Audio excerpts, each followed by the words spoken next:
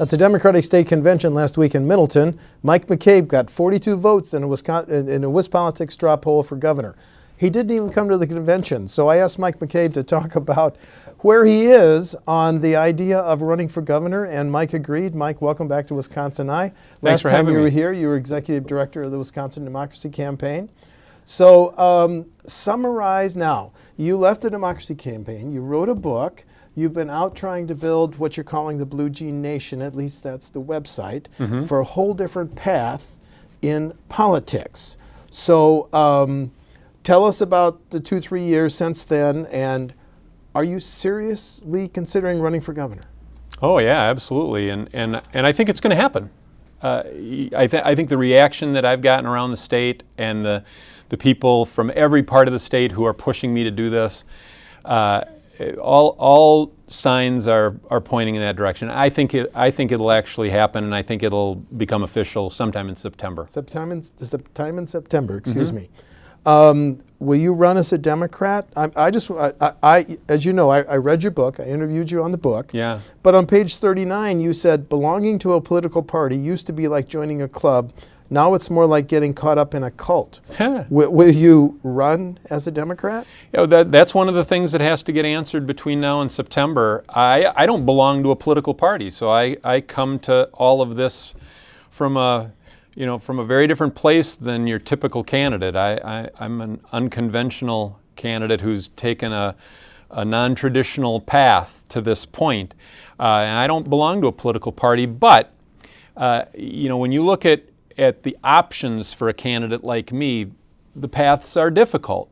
You run as an independent, and what you do is you split the change vote and you get the status quo reelected, and then you get blamed for the continuation of the status quo. Well, the last major third-party candidate was Ed Thompson, Libertarian in 2002, got 10.4% of the vote, and there's some feeling that getting that much of the vote elected Democrat Jim Doyle. And you spend all your time trying to explain to people why you're not a wasted vote, why you're not a spoiler candidate. And so I understand that. And of course the other option is running in a party primary.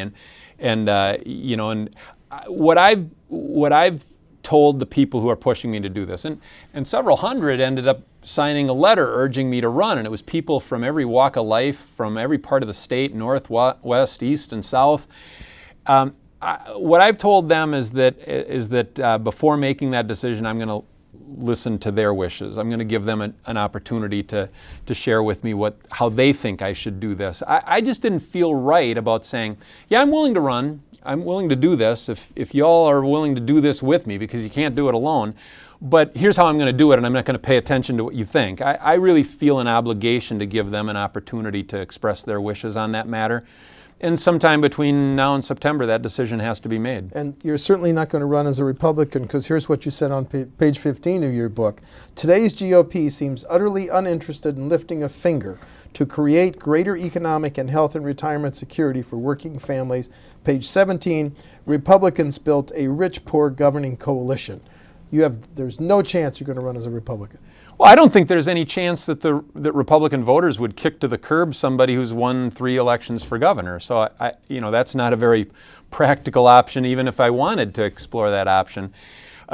Look, I've been a critic of both parties when I've seen wrongdoing or conduct that I considered to be wrong on either side. I've called out Democrats, I've called out Republicans. That doesn't make me a favorite among the political establishment types, but there's an awful lot of people out there who are so intensely frustrated with the political system and the whole game. They're looking for a different kind of leadership. They're looking for someone who breaks the mold. I'm honored that they see those qualities in me, and I've told them I'm willing to do this if enough of you are willing to do it with me. You seem to indicate that the only realistic way you could win would be as a Democrat, correct, Mike? I think that, again, I feel a real obligation to hear people out on this question. But if you run outside of the major parties, that is such a difficult path. It's hard for me to see how that can result in anything. except continuation of the status quo. And that's not what people want. Okay, there were 446 votes cast at the WisPolitics poll, straw poll, at the Democratic State Convention. You got 42, 1 in 10. You chose not to go. Why? Well, I'm not a member of any party, and I'm not I wasn't. You weren't about to pay your dues and join. I wasn't an announced candidate at that point. I'm certainly serious about considering this, and there were candidates, they're likely candidates who had paid staff working the convention floor, yes, who had display tables, who had hospitality suites that were actively courting support among delegates. And I was shocked that I pulled so strongly at the convention, not even being there and not doing anything to try to gain support among delegates. That was a stunner to me. But you once ran as a Democrat for a state assembly seat. Long time ago. Yes. Yep. So Yep. you're older and much wiser now in terms of Wisconsin politics?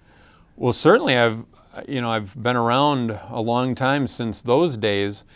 Look, every experience I've had has helped prepare me for where I am right now. All those experiences have brought me to this place. And what I've told people is I am willing to do this because they're looking for something that breaks the mold. They're looking for something really different than what they've traditionally been given by the major parties. That's the thing that I find inspiring about all this, is the people who signed the letter urging me to run are not political movers and shakers. They're people who are running local businesses. They're driving taxi cabs. They're farmers. They're regular people who have typically stood on the sidelines and waited for the major parties to tell them who they can choose from. And now they're saying, we're not going to stand on the sidelines anymore. We're going to take matters into our own hands, and we're going to try to find somebody we could actually get excited about, because we don't trust that the major parties will give us anything that we can really feel great about voting for. And so they've said, we want you to do this, and I've traveled the state and talked to an awful lot of folks, and finally reached the point where I said, okay, if you want this to happen and you're willing to make this journey with me, I'm willing to do it. Part of your personal narrative, as you talk about in your book, is growing up on a Clark County farm. Yeah. Your family didn't have health insurance. Correct. You're right that you never saw a dentist until age 22. Correct. But you also... My teeth are still crooked. But you also talked about Clark County, how your home county is now voting.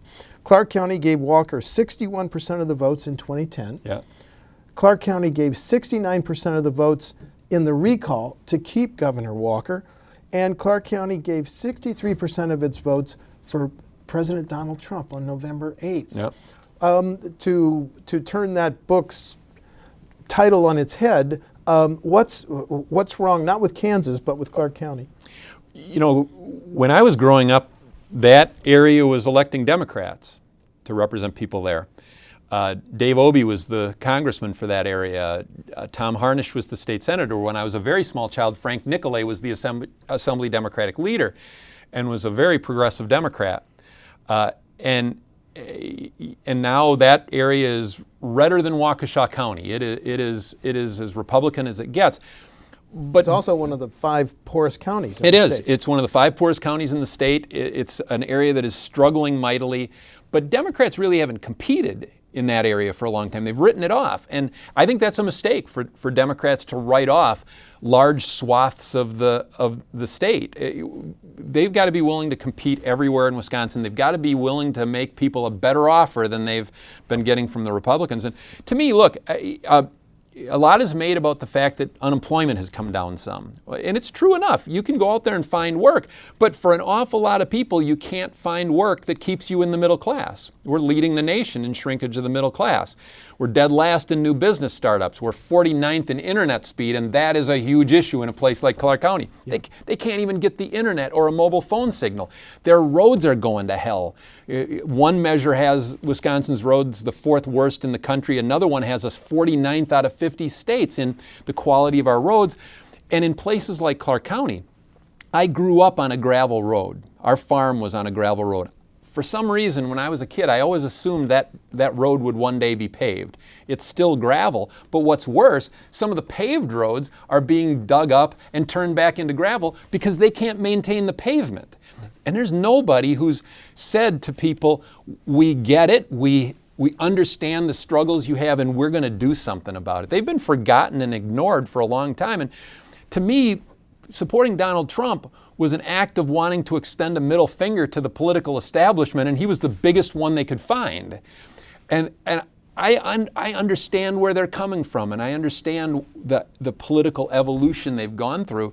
But for crying out loud, they just want somebody who says, we understand your struggles and the challenges you face, and we're going to address this. We're going to act like you matter to us, because they feel like they've been just written off, and they have been. When you led the democracy campaign, and in your book, you have talked about the dangers of the huge amounts of money. Yeah. So my question is, how do you raise money? What's your approach on campaign finance? Because on page 23 of your book, you say, today's legal bribes aren't called bribes, now they're called campaign contributions. Mm-hmm.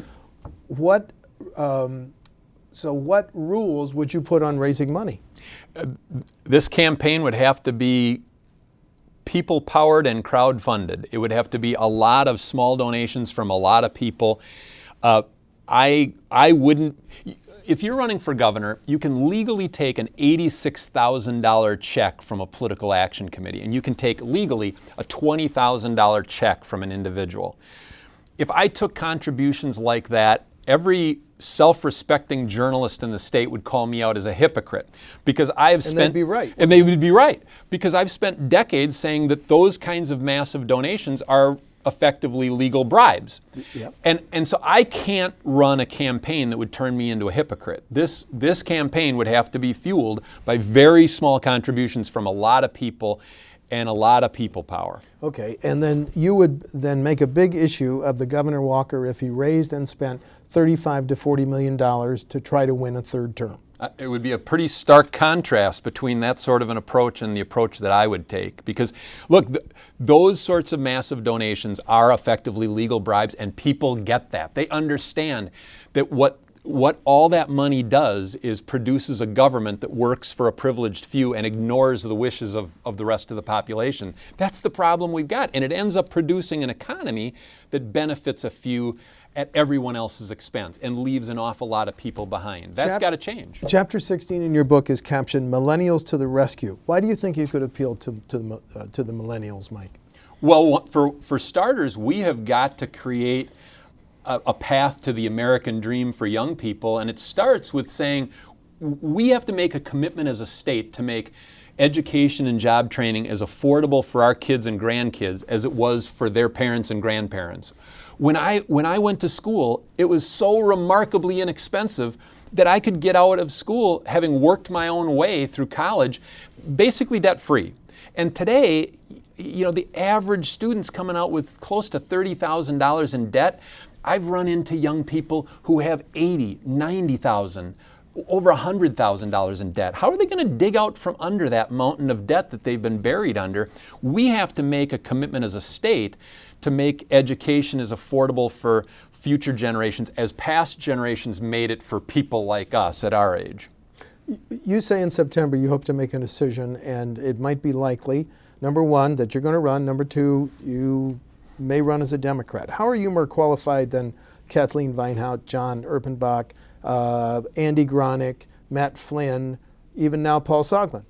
If people want a candidate who's climbed the ladder and held a bunch of offices, who has spent their entire life running for or holding office, they're going to have a lot of people to choose from, and I won't be their candidate. I come from a very different background. I've done work that involved fighting the influence of money in politics and trying to root corruption out of our government. I've been around the Capitol as a public interest advocate, as an activist for political change for a long time, but I haven't climbed that traditional ladder. And so if people want somebody who looks and sounds and acts like all the other politicians out there, they're going to have plenty of people to choose from, but I won't be their choice. But if people are looking to break that mold and they want a different kind of leadership and they want somebody who has some real fire and passion about getting regular people into the driver's seat of our government, that's what I've committed my life to.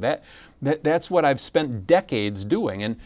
And if they want somebody who swears allegiance to a particular party and won't challenge anything done by that party, then I probably don't fit the bill either, because I've spent decades calling out Democrats and Republicans when I've seen wrongdoing or unethical conduct. And that's what I have to offer people, is somebody who knows how government works, but has worked as a public interest advocate trying to get citizens' voices heard in a system that does cater to people who supply massive amounts of money and tends to work for a few at everybody else's expense. Okay, we're almost out of time, but I have two final questions. Yeah. Lay out a scenario under which you're raising your hand in January of 2019 as the next governor of Wisconsin. Connect those dots for me.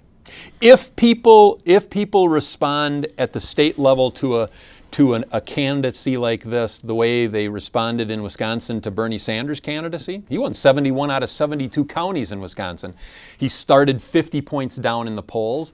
He was given no chance of winning by all the pundits and the political experts.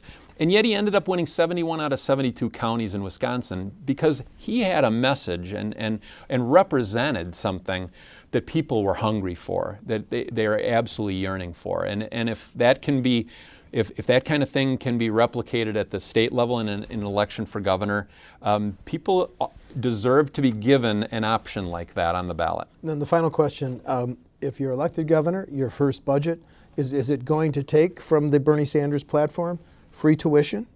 Is it going to take universal health care system? Tell me the three main points of your first budget if you're governor. We've got to move toward affordable debt-free education.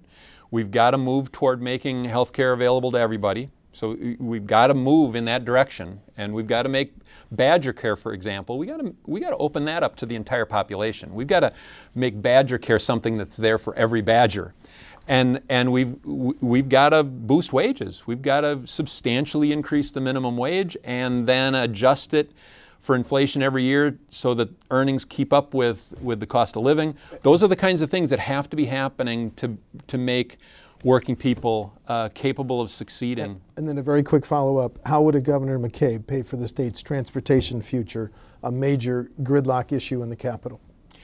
I think, first of all, we've got to think about reprioritizing the way we spend money for transportation. It's been biased toward new construction, and we are neglecting to maintain what we've already got. So we've got to think about fixing what we already have before we do a whole bunch of more new construction. But then you've got to honestly pay for decent roads, and I would work with the legislature to pay for it as we go. The thing I would really resist is just putting this spending on a credit card. That has been sinful. We have done so much spending, but we've borrowed money and mortgaged our future to pay for it. So we're putting all this spending on a credit card and sending the bill to future generations, and that is dead wrong. We've got to pay as we go. Time to raise the gas tax, time to raise the vehicle registration fee, and tolling. That's we're almost out of time, so a few seconds. And you got to, obviously you can't do it alone as governor, but you got to sit down with legislators and say, okay, of those options, what are you comfortable doing? Because what's not acceptable is to have the fourth worst roads in the country. And what's not acceptable is to borrow and put on a credit card this kind of spending and saddle future generations with that debt. So here are the options. What are you all willing to support? And I'll be there with you. You'll be there if that raised the gas tax, the registration fee, and laid the groundwork for tolling? You'd be there. I'd be there, because what is sinful is the way we're doing it. We're neglecting our roads, and then to the extent that we're paying for roads, we're putting it on a credit card. Those two options are unacceptable. To me, all the other options should remain on the table. Okay. Mike McCabe, potential candidate for governor. Your goal is an announcement in September?